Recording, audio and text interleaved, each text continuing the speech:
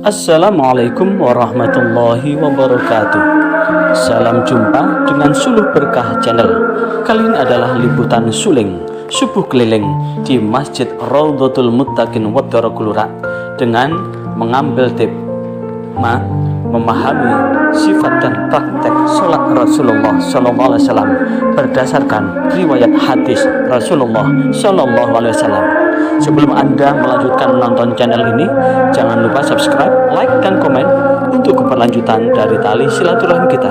Selamat menyimak dan menyaksikan. Bismillahirrahmanirrahim. Nawaitu i'tikafan fil masjidi sunnatan lillahi ta'ala. Mugi-mugi wonten ing jam menika pada pagi hari ini betul-betul pagi yang diberkahi oleh Allah, sehingga hari ini kita ambil pahala haji dan umroh sempurna karena berdasarkan tarhib Rasulullah, siapa yang sholat subuh jamaah tetap ada di masjid itu sampai isyraq, kemudian sholat 2 rakaat, maka dirinya seperti melaksanakan haji umroh sempurna. Walaupun secara fisik kita belum ke Mekah atau ingin ke Mekah lagi, tapi secara ruhiyah kita telah mengambil pahala haji dan umroh itu. Dan alhamdulillah hari ini saya masih dikasih kesempatan untuk ketemu panjenengan lagi. Kenapa? Karena tanggal 18 Desember yang lalu jiwa saya nyaris lenyap, tapi Allah masih ngasih kesempatan untuk hidup yang kedua. Kenapa?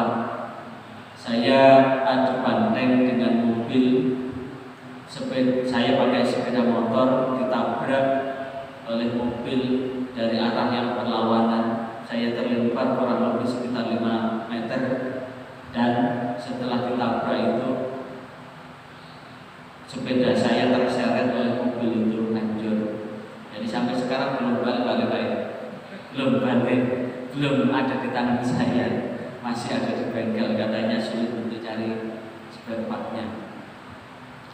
Dan alhamdulillah hari ini walaupun kaki saya patah, kaki saya ini, tapi alhamdulillah sudah bisa digunakan untuk sholat normal. Cuma kalau kemudian sholat persis sesuai dengan tuntunan Rasulullah masih belum bisa. Kenapa? Saat tasyahud nanti ada beberapa penjelasan posisi kita tasyahud apa. Karena hari ini kita akan membahas tentang tuntunan sholat menurut riwayat hadis. Artinya apa? Jikalau di satu masjid kita menemukan dengan berbagai model orang sholat, kemudian apa yang kita amalkan berbeda dengan apa yang dilakukan oleh mereka, maka kita tidak kemudian menyalahkan apa yang dilakukan oleh orang lain. Tapi kita akan berusaha untuk bijaksana bahwa apapun yang dilakukan oleh orang-orang yang berbeda dengan kita itu tetap dicontohkan oleh Rasulullah. Sekali lagi, apapun yang dilakukan oleh saudara kita muslim yang berbeda, apakah ketika takbirnya, apakah ketika tasyahudnya dan lain sebagainya ada perbedaan, kalau itu tetap dicontohkan oleh Rasulullah, maka kita akan bisa bijaksana terhadap apa yang dilakukan oleh saudara-saudara kita. Tidak merasa bahwa yang diamalkan oleh kita ini kita merasa lebih benar, paling benar. Ini yang harus dihindarkan. Kenapa? Kalau ada orang yang kemudian dengan amal ibadahnya itu merasa paling benar, seakan-akan dirinya adalah pemegang kunci surga, atau paling tidak bagian registrasi masuk surga begitu, sehingga gampang mengkafir-kafirkan, gampang membid'ah-bid'ahkan, gampang menyesat-sesatkan. Ini yang harus kita hindarkan. Maka materi pada pagi hari ini kita akan berusaha untuk menjadi orang yang bijaklah di dalam melihat amalan-amalan itu. Nah, maka terkait dengan ini saya sarikan dari buku yang ditulis oleh Bapak Ki Haji Muhammad Yahya Ulumuddin dari Pondok Haramain Pujon. Materi ini saya jadikan materi waktu membina Imam imam sholat rawatib dan tarawih 2 tahun yang lalu. Nah, sholat itu adalah satu perbuatan yang diawali dengan takbiratul ihram dan diakhiri dengan salam. Sekali lagi, sholat itu adalah satu perbuatan yang diawali dengan takbiratul ihram, diakhiri dengan salam. Antara takbir sampai salam ada gerakan dan bacaan yang sudah dicontohkan oleh Rasulullah. Kalau ada bacaan dan gerakan yang sudah dicontohkan oleh Rasulullah, itu adalah didasarkan pada apa? Sunnah fi'liyah. Sebagaimana Rasulullah tegaskan, "Shallu kama ra'aitumuni usolli." Sholatlah kalian seperti kalian melihat aku sholat. Nah, bagaimana kita bisa melihat Rasulullah sholat? Padahal umur kita dengan Rasulullah sekarang sudah 1425 Hijriah. Sekali lagi, sekarang ini sudah 1425 Hijriah. Sementara Rasulullah lahir, kalau Rasulullah 1445 Hijriah itu ada didasarkan Rasulullah berpindah dari Mekah menuju Madinah. Rasulullah berpindah dari Mekah menuju Madinah itu adalah 13 tahun setelah Rasulullah menjadi Rasul. Dan Rasulullah Muhammad itu diangkat sebagai Rasul usia 40. Berarti 1445 ditambah berapa? 53. Berapa? Berarti 1498 yang lalu. Maka tentu kemudian kalau kemudian kita paling tidak Rasulullah wafat tahun 10 Hijriah, berarti 1415 tahun yang lalu. Bagaimana kita bisa melihat Rasulullah sholat 1415 tahun yang lalu? Maka untuk melihat itu, shallu kama ra'aitumuni usolli, sholatlah kalian seperti kalian melihat aku sholat. Maka ini paling tidak adalah didasarkan pada hadis baik itu qauliyah maupun hadis fi'liyah. Hadis qauliyah itu adalah apa yang diucapkan Rasulullah. Hadis fi'liyah adalah apa yang dilaksanakan, yang dikerjakan oleh Rasulullah. Nah, maka bagaimana itu? Nah, inilah yang kemudian bahwa Rasulullah sendiri bersabda, "Innamal a'malu binniyah wa innama likulli imrin ma nawa." Innamal a'malu binniyah. Sesungguhnya segala sesuatu itu harus ada niatnya, binniyah. Wa innama likulli imrin ma nawa. Segala perkara itu adalah bergantung pada niatnya. Nah, niat ini penting. Niat itu ada di mana? Di hati. Sekali lagi, niat itu ada di mana? Ada di hati. Maka ketika kita niat sholat, posisi niat kita di mana? Di hati. Sehingga satu perbuatan yang diawali dengan takbiratul ihram, sekali lagi, satu perbuatan yang diawali dengan takbiratul ihram, Allahu Akbar, Allahu Akbar, lidah Allahu Akbar, tapi hatinya ketika Allahu Akbar, menurut Imam Syafi'i, ketika Allahu Akbar, Allahu Akbar, menurut Imam Syafi'i saat takbir itulah hati kita bilang. Contoh tadi kita sholat apa tadi?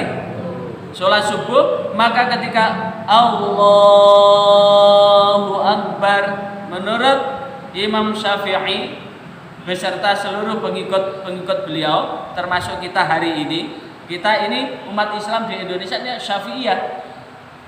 Syafi'iyah kita ini, yang dilakukan oleh masyarakat NU seluruh Indonesia Syafi'iyah yang dilakukan, amalan-amalannya Syafi'iyah semua. Jadi Allahu Akbar. Saat Allahu Akbar itulah hati. Saya niat sholat subuh 2 rakaat menghadap kiblat, jadi makmum karena Allah Ta'ala. Saya niat sholat subuh 2 rakaat menghadap kiblat, jadi makmum wajib karena Allah Ta'ala. Hatinya begitu. Nah, guratan hati itu bahasa apapun boleh. Mau bahasa Inggris, mau bahasa Jawa, mau bahasa Indonesia, mau bahasa Arab, boleh. Karena di batin. Tapi kalau kemudian diucapkan, saya Allahu Akbar, kemudian saya niat sholat subuh, ya ini ya batal. Karena gerakan bacaan di dalam sholat bahasa Arab semua. Kalau kemudian dalam sholat dibahasakan selain Arab, ya batal. Bahasanya bahasa Arab semua. Nah, ketika Allahu Akbar, maka hatinya Allahu Akbar, yusalli fardhu subhi rak'atain mustaqbilal qiblati adaan ma'muman lillahi ta'ala. Yusalli fardhu subhi rak'atain mustaqbilal qiblati adaan ma'muman lillahi ta'ala. Itu inda Syafi'i sebagaimana diterangkan di dalam kitab Al-Majmu' Syarhul Muhadzab juz 3 halaman 227. Sementara menurut Imam Abu Hanifah dan Imam Ahmad ini dapat dilakukan sebelum sholat. Makanya kalau kemudian sebelum sholat, di mana sebelum sholat? Karena sholat itu diawali dengan takbiratul ihram. Awal kita sholat adalah takbiratul ihram, Allahu Akbar. Menurut Imam Abu Hanifah dan Imam Ahmad bin Hambal, kemudian kita mengatakan usolli fardhus subhi rak'ataini mustaqbilal qiblati adaan ma'muman lillahi ta'ala, baru Allahu Akbar, sah. Makanya kalau kemudian ada orang mengolok-olok bahwa orang mengucapkan usul itu bid'ah, itu yang harus belajar. Ya, jadi menurut Imam Abu Hanifah dan Imam Ahmad bin Hambal atau Imam Hambali dan Imam Hanafiyah, jadi sebelum takbir kemudian kita mengucapkan usolli fardhus subhi rak'ataini mustaqbilal qiblati adaan ma'muman lillahi ta'ala, atau usolli fardhus subhi rak'ataini mustaqbilal qiblati adaan imaman lillahi ta'ala. Sah niat ini menurut Imam Abu Hanifah dan Imam Ahmad bin Hambal. Sementara menurut Imam Abu Yusuf dapat dilakukan ketika berangkat menuju masjid. Jadi panjenengan begitu wudu, Allahu Akbar, Allahu Akbar, Allahu Akbar, Allahu Akbar. Panjenengan, loh, wis subuh ternyata. Panjenengan berangkat, wis aku niat sholat subuh jamaah nang masjid. Nah, niat jenengan di rumah itu sudah sah menurut Imam Abu Yusuf, sebagaimana diterangkan di dalam kitab Al-Majmu'. Dan ini adalah bagian dari ikhtilaf. Karena itu ikhtilaf ini bisa dilihat di dalam kitab Al-Mizanul Kubra. Artinya apa? Jikalau di depan masjid itu ada logo Nahdlatul Ulama, yang kemudian itu ada bintang 9, bintang yang paling besar itu adalah dilambangkan Kanjeng Nabi Muhammad. 2 bintang kanan saya, kalau bintang di samping Rasulullah itu adalah Abu Bakar, Umar, Utsman, Ali. Kemudian ada tulisan Nahdlatul Ulama, di bawah lintang itu, tulisan itu ada 4 bintang. 4 bintang itu adalah Imam Hanafi, Imam Maliki, Imam Syafi'i dan Imam Hambali. Maka kalaupun toh kemudian kita niat seperti Abu Hanifah atau niat seperti Ahmad bin Hambal, sah. Artinya apa? Niat itu adalah bagian yang tak terpisahkan dari amal yang kita kerjakan, karena segala amal perbuatan itu bergantung pada niat. Sebagaimana di dalam hadis riwayat Imam Bukhari jilid 1 halaman 2. Nah, karena itulah Niat ini adalah bagian dari awal ibadah apapun, termasuk sholat. Nah, kalau panjenengan wis mantep Imam Syafi'i ya begitu. Nah, sementara ketika kita mengawali niat itu, makanya kalau kemudian orang mau sholat itu godaan setan itu banyak. Jadi kadang-kadang jenengan pernah lihat orang mau sholat,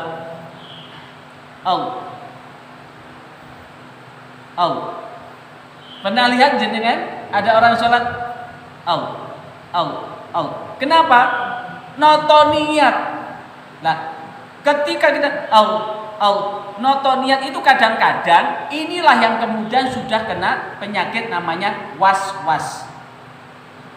Alladzi yuwaswisu fi sudurin nas, karena memang setan itu memang memberikan was-was. Ya kalau memang tidak bisa mencocokkan antara takbir dan niat, ya ambil aja. Imam Abu Hanifah langsung usolli fardhu subhi rakaatain mustaqbilal qiblat adaan makmuman latak. Allahu Akbar. Nah, kalau kemudian kita mantap pakai Imam Syafi'i, maka kemudian hati ini usolli fardhu subhi rakaataini mustaqbilal qiblati adaan makmuman lillahi ta'ala adaan imaman niat yang dilafalkan di awal itu adalah dalam rangka membimbing hati seketika kita takbir itu betul-betul gambaran yang ada terngiang di telinga dengan usolli fardhu subhi rakaatain mustaqbilal qiblat adaan makmuman lillahi ta'ala itu pas. Soalnya saya sering ketika sholat di rumah begitu sama istri pas ketinggalan,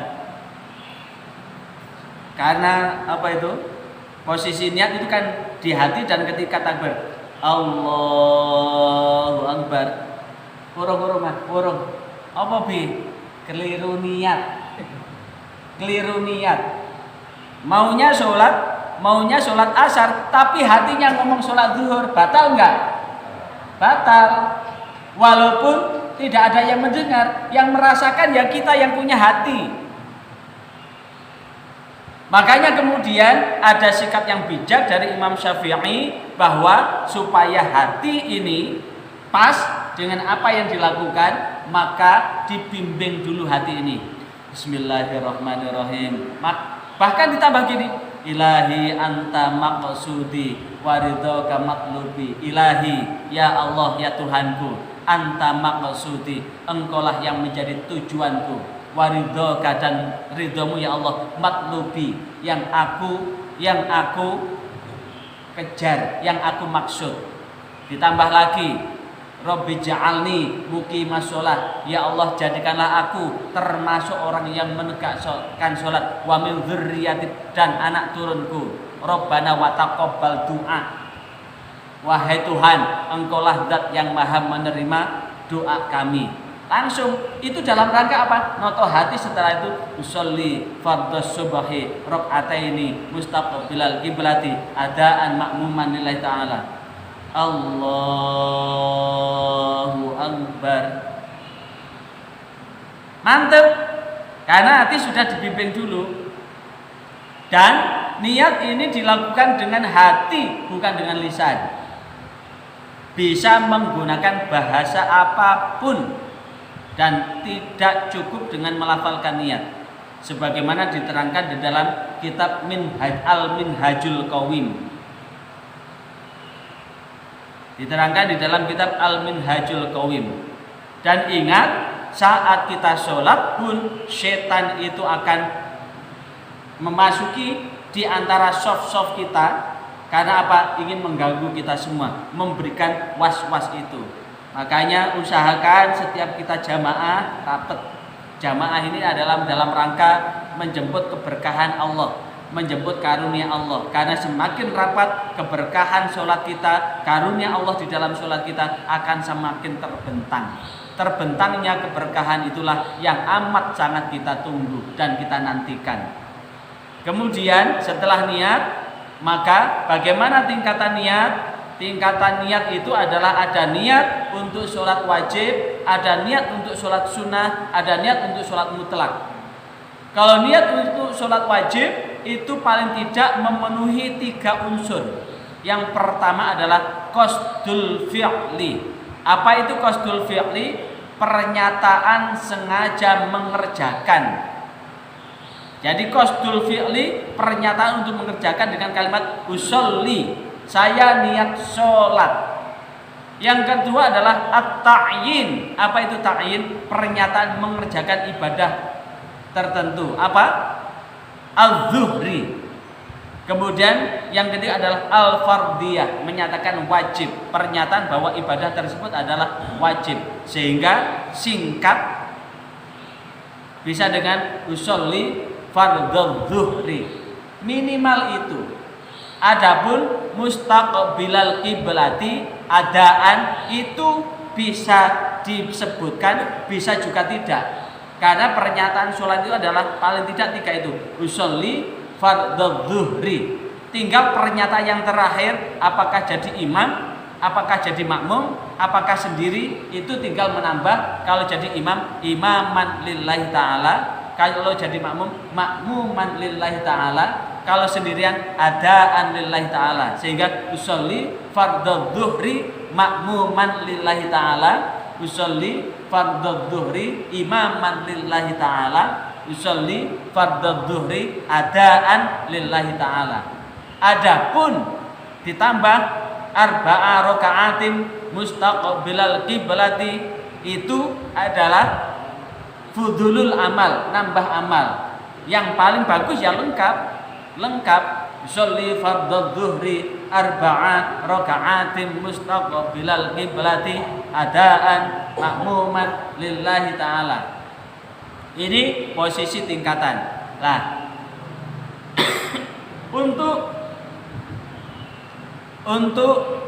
sholat sunnah baik itu ba'diyah maupun qobliyah itu ada 2. Yang pertama adalah qasdul fi'li, yang kedua adalah at-ta'yin. Apa itu qasdul fi'li? Menyengaja, pernyataan menyengaja untuk melakukan perbuatan. Menyengaja untuk melakukan perbuatan. Yang kedua adalah at-ta'yin, pernyataan mengerjakan ibadah tertentu, yaitu usolli dan sunatal zuhri. Usolli sunatal zuhri, Allahu Akbar. Jadi ketika kita memakai Syafi'iyah cukup Allahu Akbar. Ketika usolli sunatal zuhri, usolli sunatal zuhri, usolli sunatal zuhri, cukup. Kalau qobliyah ba'diyah kan sholat sendiri. Ini untuk sholat sunnah yang terbatas. Terbatas itu berarti ghairu mutlak. Sementara untuk sholat sunnah mutlak hanya qasdul fi'li, usolli Allahu Akbar, usolli, cukup. Adapun kemudian ditambah seperti sholat tarawih itu termasuk sholat mutlak. Sholat tarawih itu termasuk sholat mutlak.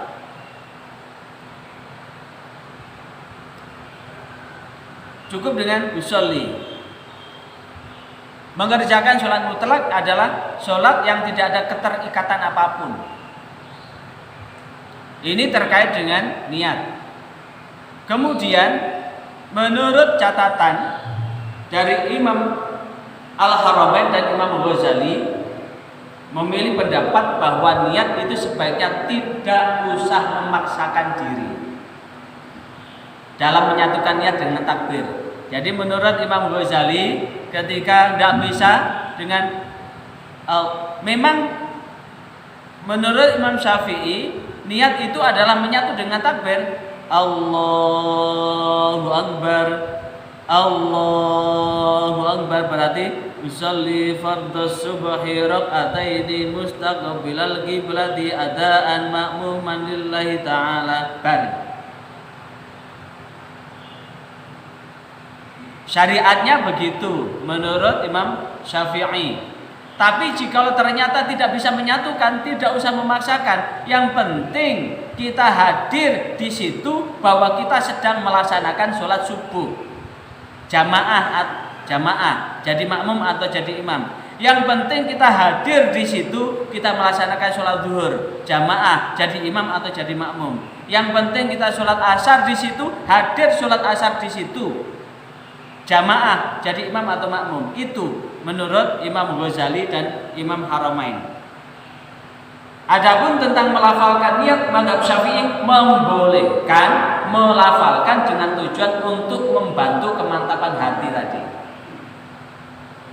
Liyusa'id lisanil qalbi, untuk menyiapkan bahasa hati tadi. Jadi tadi seperti yang saya contohkan tadi, ketika saya jamaah sama istri, tiba-tiba saya batalkan urung mah. Balen, kadang balen. Kadang mesti api. Makanya jangan segan-segan le panjenengan jadi imam untuk melafalkan keras di situ, jangan segan-segan. Karena apa? Karena setan itu kadang-kadang memberikan was-was, supaya tidak memberikan celah setan memberikan was-was buat kita ya.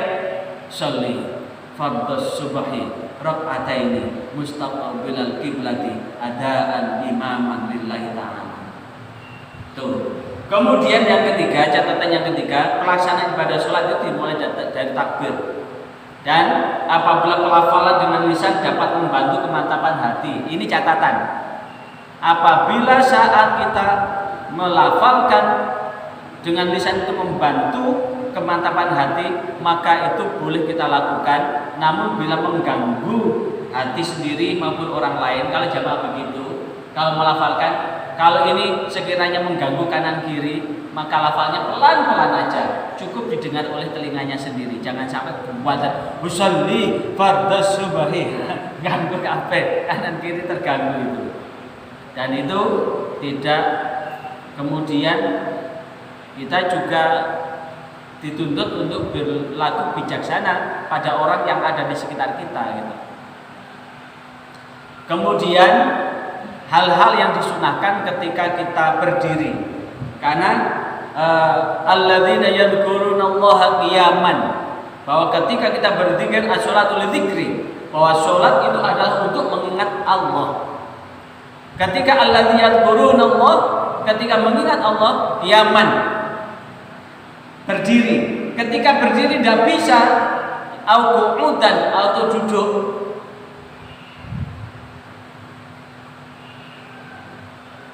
Kemudian ketika duduk di al-qu'udan. Kalau ketika duduk tidak bisa, ya berbaring. Kalau berbaring tidak bisa, baru itu disolati. Kenapa? Sudah habis kontraknya. Nah, saat kita berdiri, ada hal yang disunahkan ketika kita berdiri. Yang pertama, disunahkan untuk menundukkan kepala ke arah pandangan sujud. Pertanyaannya, kenapa saat kita berdiri disunahkan untuk menundukkan kepala saat kita berdiri itu? Karena kadang-kadang di depan kita itu orang itu tidak mau memperdulikan jamaah yang lain. Kadang-kadang pulang dari kerja bakti mau pulang ganti baju nggak nutut karena dia istiqomah sholat tepat waktu. Kemudian dia moro-moro langsung ke masjid jamaah, padahal tidak sadar kaosnya itu ada tulisannya, kaosnya dinas apa itu, senam pagi atau apa begitu tulisan di punggungnya itu.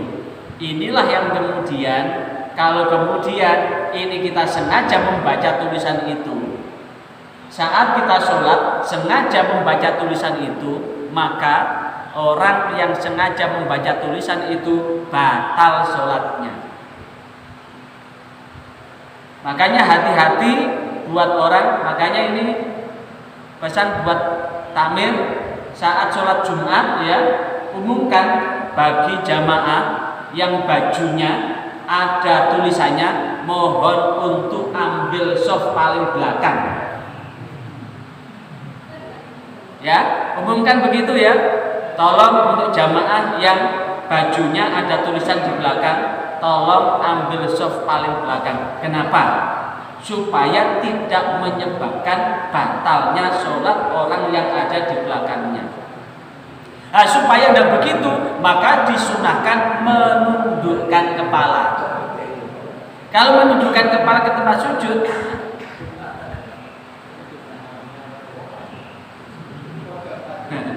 pernah jangan dengar takbir mengumumkan begitu. Nah, ini kewajiban nih. Jadi kan pakai sing bagian umumnya itu. Tolong nggih Bapak Ibu supaya tidak ada ibu ya. Sholat Jumat tidak ada ibu. Kecuali di Masjidil Haram dan Masjid Nabawi. Untuk bapak-bapak yang kebetulan bajunya ada tulisannya di punggungnya, tolong supaya tidak membuat batalnya sholat yang ada di belakang panjenengan untuk mengambil soft paling belakang. Biar dibaca oleh burung-burung yang berkicau di atas mangga itu. Kemudian yang kedua, tidak boleh mengangkat pandangan mata ke atas. Bahkan ini sebagian ulama mengatakan haram ya. Jadi sholat misalkan minimal kan lurus, tapi mengangkat begini haram ini. Kalau haram itu berarti dosa. Jam 12 ada sampai lihat jam. Kadang ada orang deklek begini, sholat deklek, tidak boleh begitu. Jadi deklek begini, lihat langit-langit gini. Jadi minimal ketika berdiri itu lurus pandangan. Ini didasarkan hadis riwayat Muslim. Kemudian yang ketiga, tidak melihat sesuatu yang dapat melupakan, mengecohkan dan mengacuhkan kehusuan sholat. Nah inilah tulisan tadi, itu mengecohkan. Kemudian sunnah direnggangkan kalau jamaah ya, direnggangkan. Karena apa? Ketika kita merenggangkan kaki kita dengan ukuran seluruh jamaah kita renggangkan, ini adalah apa? Dalam rangka menutup celah setan menggoda kita. Yang kelima, pakai sarung celana itu tidak menutup mata kaki, paling tidak di atas mata kaki. Ternyata saya rasakan secara spiritual saat kita sholat sampai lembel ke tungkak, apalagi celananya lembel ke tungkak, itu kadang-kadang rasa zaut di kolbu itu beda antara saya lipat celana itu dengan saya biarkan di bawah mata kaki, itu beda rasanya di sini. Dan ketika sujud itu enak, tapi ketika tidak saya lipat, masya Allah, ketika sujud, bangun dari sujud, kadang-kadang celana itu nyantol di tungkak itu, akhirnya masya Allah suwakit betul itu. Nah kalau kemudian sudah berdiri, kemudian ini ujung kakinya ini nyantol di celana, ini kan ganggu betul itu. Makanya apa yang disabdakan Rasulullah itu ya memang ada sesuatu yang bernilai hikmah di dalamnya. Kemudian berdoa sebelum takbiratul ihram, ini sunahnya. Kemudian berkaitan dengan memejamkan mata sekarang. Siapa di antara bapak maupun ibu sing sholat merem? Langsung gini, Allahu Akbar, merem. Nah, terkait dengan memejamkan mata ini ada beberapa hal yang perlu kita ketahui. Menurut ulama Ats-Tsauri, beliau berpendapat bahwa makruh hukumnya sholat memejamkan mata, karena memejamkan mata itu menyamai Yahudi. Jadi menurut Imam Tsauri itu adalah merem iku makruh, krana merem iku madani Yahudi. Namun menurut Imam Malik, penghulu mazhab Malikiyah, bahwa memejamkan mata itu tidak apa-apa. Bahkan Imam Al-Baihaqi menjelaskan hadis yang digunakan untuk menyatakan makruh memejamkan mata, hadis itu martabatnya dhaif. Hadis itu yang paling bagus sahih, bawahnya sahih hasan, bawahnya hasan dhaif. Jadi yang dipakai oleh Imam Syafi'i itu hadisnya dhaif, sehingga tidak bisa dipakai untuk dasar. Itu yang dipegangi oleh Imam Malik, karena itu ketika sholat merem itu tidak apa-apa. Menurut Imam Nawawi berpendapat tidak makruh bila mana memejamkan mata itu mengantarkan kita lebih khusyuk. Kenapa? Kadang-kadang tulisan ada atlas. Walaupun melihat ke tempat sujud itu kelihatan sarung itu atlas, BHS, Wadimor. Nah kemudian kalau kemudian sengaja membaca Wadimor, atlas, BHS ya batal. Makanya supaya tidak begitu meremai, aman, wes khusyuk. Makanya menurut Imam Nawawi Al-Bantani, ulama kita yang menjadi Imam Masjidil Haram, itu tidak apa-apa, tidak makruh kalau itu mengantarkan kekhusyuan. Menurut Imam Ibnul Qayyim ini adalah mazhab Hambali, pengikut Ahmad bin Hanbal, berpendapat bahwa apabila membuka mata tidak mengurangi kekhusyuan, maka lebih utama membuka mata. Sekali lagi, jika membuka mata tidak mengurangi kekhusyuan, maka lebih utama mata tetap dibuka. Namun apabila membuka mata itu mengurangi kekhusyuan karena terganggu dengan apa-apa yang ada di depannya, maka menutup mata itu lebih utama. Berarti fleksibel kan? Fleksibel. Monggo, akhirnya kesimpulannya panjenengan kepengin merem nggih monggo, melek nggih monggo, asal tetep dijogo salate boten sampai batal. Nah, ini kalau kita visualisasikan ngeten iki. Termasuk isbal itu nggih. Begitu itu. Isbal. Setelah berdiri, sekarang kita sifati contoh-contoh dari Rasulullah SAW. Takbir. Nah, ini ada Syafi'iyah, Hambaliyah, Hanafiyah, Malikiyah. Untuk Syafi'iyah itu ada dua, yaitu takbirnya menurut Imam Syafi'i itu ada dua. Yang pertama, posisi takbir itu telapak tangan antara pundak dan telinga begini, antara pundak dan telinga begini. Yang kedua, lurus dengan pundak. Jadi kalau kemudian saya tadi pas ngimami di sini ada mic di situ, saya kalau begini baliknya nyantol di mic, maka takbirnya saya ambil begini. Dan ini menurut Imam Syafi'i, Imam Hambali, Imam Hanafi sama. Sekali lagi, takbir begini menurut Imam Syafi'i, Imam Hambali, Imam Hanafi sama, lurus dengan pundak. Lurus dengan pundak. Kalau memang memungkinkan begini. Begini. Tapi ada yang takbirnya begini. Ada contohnya, nanti kita urai satu persatu. Menurut Imam Hanafi dan Maliki, kalau Maliki hanya satu. Jadi takbirnya begini. Antara pundak dan telinga. Antara pundak dengan telinga. Kemudian bagaimana menurut riwayat? Menurut riwayat Imam Abu Dawud, sekali lagi, takbir menurut riwayat Imam Abu Dawud. Jadi takbir yang ada di pundak tadi, sekali lagi, di pundak tadi itu didasarkan, ini yang dilakukan oleh Imam Syafi'i, Imam Maliki, terus Imam siapa tadi? Imam Hanafi, ya, Imam Syafi'i, Imam Maliki dan Imam Hanafi. Ini adalah didasarkan pada hadis yang diriwayatkan oleh Imam Abu Dawud. Ada yang begini,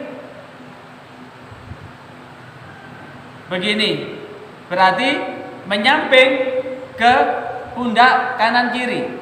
Menyamping ke pundak kanan kiri ini didasarkan hadis yang diriwayatkan oleh Imam Bukhari. Ada yang di atas telinga. Di atas telinga. Di atas daun telinga. Kalau di atas daun telinga ini, di atas daun telinga, di atas daun telinga itu, ini kebalik gambarnya. Gambarnya kebalik. Kalau di atas daun telinga, di atas daun telinga itu berdasarkan riwayat Imam Baihaqi. Kemudian kalau sejajar dengan daun telinga, sejajar dengan telinga begini, sejajar dengan daun telinga, ini sejajar dengan daun telinga. Ini adalah berdasarkan hadis riwayat Imam Muslim, Imam Nasai.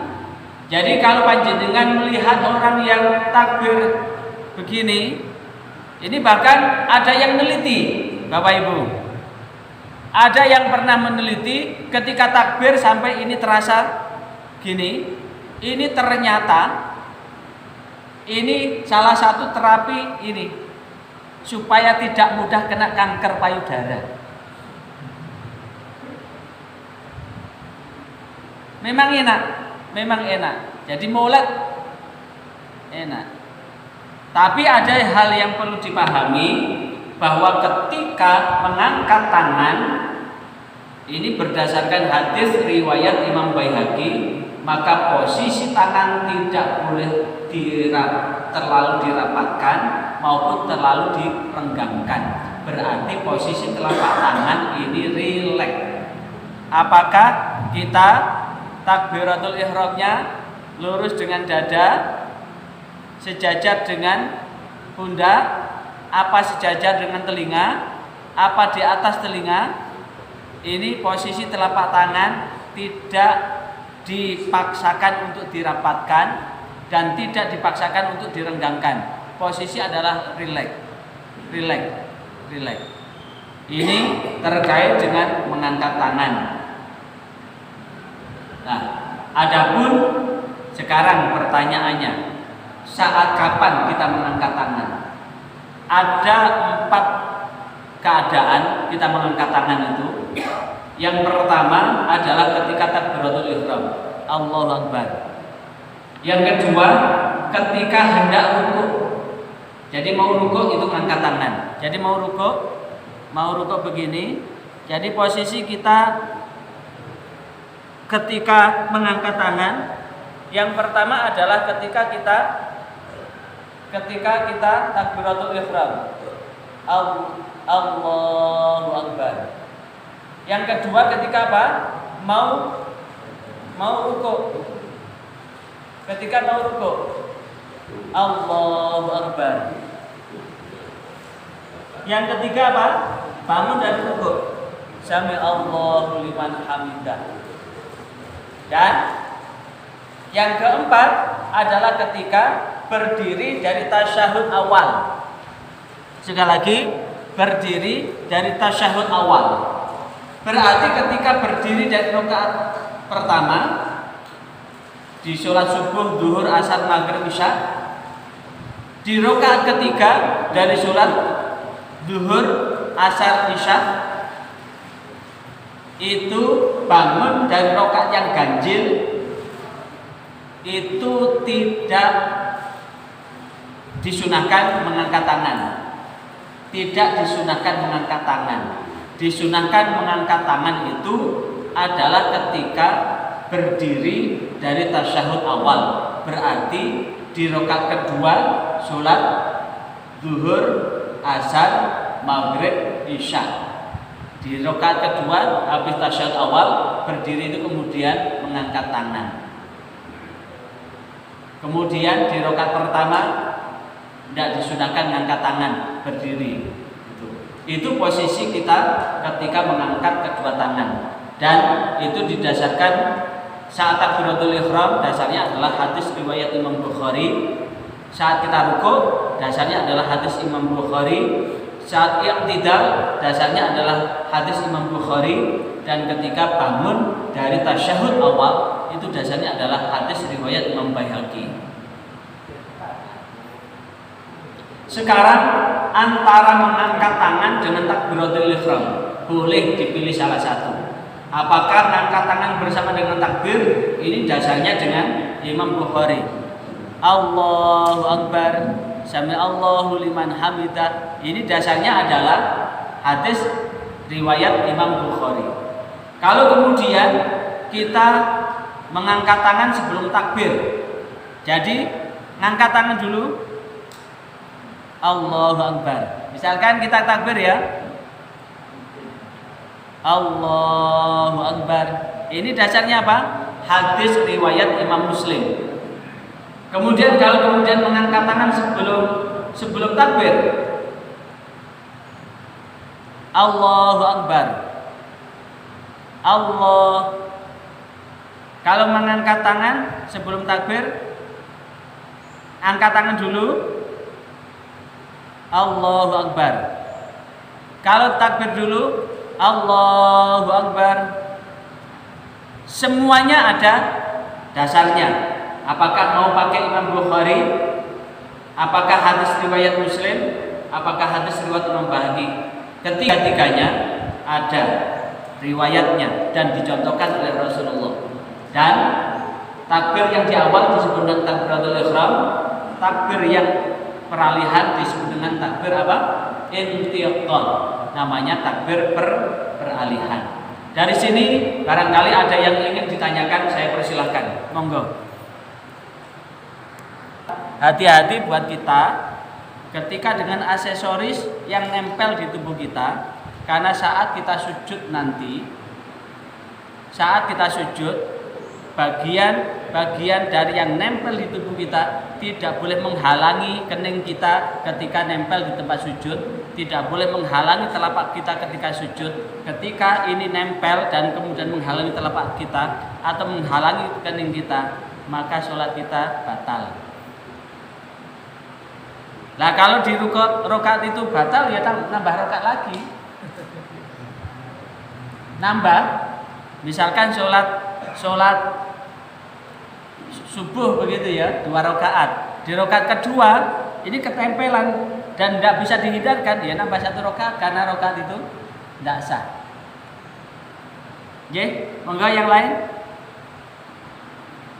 Termasuk waktu sujud kaki kadang-kadang kita melihat sebagian jamaah Di syariat itu, di maqasidus syariah atau maqasidus syariah, maksud syariah itu ada 2 hal. Ada hukum yang bersifat azimah. Apa itu azimah? Azimah itu mau tidak mau ya dilaksanakan sesuai dengan paket itu. Jadi di syariah itu ada azimah, ada rukhsah. Azimah itu berarti paketnya dilaksanakan ya seperti itu.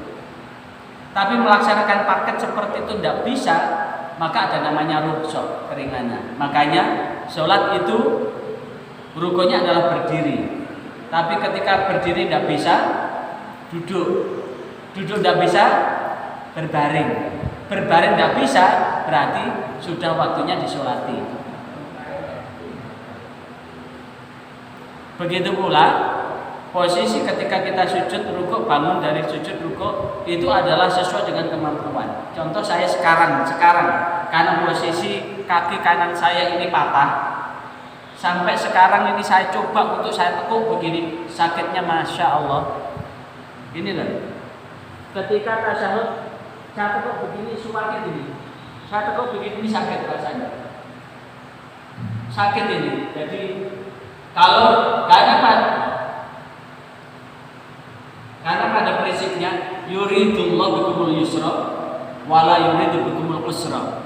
Allah memang menghendaki sesuatu yang bisa kita lakukan sehingga Allah akan memberikan kemudahan dan Allah tidak akan menyulitkan apa yang kita lakukan. Karena itu mudah-mudahan dengan di awal ini kita akan lebih bijaksana di dalam melaksanakan ibadah kita. Ketika ada sesuatu amalan yang lain berbeda dengan yang dilakukan oleh orang lain, selama itu dicontohkan oleh Rasulullah, disabdakan oleh Rasulullah, maka kita akan tetap membangun harmoni dalam perbedaan. Asal ibadah itu jangan asal beda. Misalkan ini sudah dipakai ini, tidak mau pakai ini, alergi begitu. Wah, jangan pakai itu sudah dipakai itu. Ini sudah beda loh ya. Udah beda. Kalau niatnya hanya asal beda, ini beda. Karena pada prinsipnya wa ma umiru illa liya'budullaha mukhlishina lahuddin. Wa ma umiru, tidak diperintahkan kalian semua untuk ibadah ini illa liya'budullaha, kecuali hanya mengabdikan kepada Allah, mukhlishina lahuddin, ikhlas untuk melaksanakan nilai-nilai ajaran agama. Jadi melaksanakan nilai ajaran agama itu bukan karena ini sebagai aksesoris identitas, bukan. Organisasi A sudah pakai begini, organisasi B tidak mau pakai, jangan pakai itu sudah dipakai A. Organisasi B pun begitu, jangan pakai itu, pakai ini. Ini namanya ibadah asal beda. Kalau niatnya ibadah asal beda adalah asobiah ta'asub, untuk merasa bangga dengan golongannya, maka ini sudah beda. Dalam riwayat Imam Abu Dawud, laisa minna liman asaba liqaumi, tidak termasuk umatku orang yang membanggakan golongannya. Ta'assub itu memang tidak boleh. Tapi ibadah adalah mukhlishina lahuddin, ikhlas untuk melaksanakan agama. Wallahu a'lam bishawab. Mudah-mudahan Allah ridha, dengan keridhaannya Allah menyelamatkan hidup dan kehidupan kita. Mari kita bareng-bareng mengambil pahala haji dan umroh sempurna. Mudah-mudahan saat ini, walaupun kita belum bersempatan ke Mekah, mudah-mudahan kita dikasih kesempatan ke Mekah. Bagi yang belum dibarokai rezekinya, luwih tur-turan sehingga bisa untuk ke Mekah untuk melaksanakan haji maupun umroh. Yang sudah, mudah-mudahan tetap diberkahi sehingga bisa untuk meluapkan kerinduan ke Makkahul Mukarramah dengan ridha Allah Subhanahu wa taala. A'udzubillahi minasyaitonir rajim. Bismillahirrahmanirrahim. Allahumma shalli wa sallim ala sayyidina Muhammad walhamdulillahi rabbil alamin. Allahumma rabbana la tata'alana fi majlisina hadza dhanban illa ghafarta wa la hamman illa farajta wa la 'aiban illa satarta wa la 'usran illa yassarta wa la jahlan illa 'allamta wa la maridan illa syafaita wa la hajatan ya laka ridwan wa jannati wal akhirah illa qadaitaha fayassartaha fayassir umurana washrah sudurana wa nawwir qulubana wa khtim bis solihati a'malana. Allahumma ya muyassir yassir wa ya mudabbir dabbir wa ya musahhil sahhil sahhil 'alaina kulla ma'sir min jahil bashir bin nadir. Rabbana yassir wa la tu'assir, Rabbana bil khair, Rabbana atina fid dunya hasanah wa fil akhirati hasanah wa qina adzabannar. Walhamdulillahil Fatihah. Monggo buat ayahanda maupun bunda yang sudah batal bisa ngambil wudu, kita sholat jamaah. Karena sholat sendiri dan sholat jamaah 1:27. Mudah-mudahan dengan ikhtiar yang kita lakukan ini, Allah mencatat kita haji 27 kali, umroh 27 kali. Wallahu a'lam bishawab. Wassalamualaikum warahmatullahi wabarakatuh.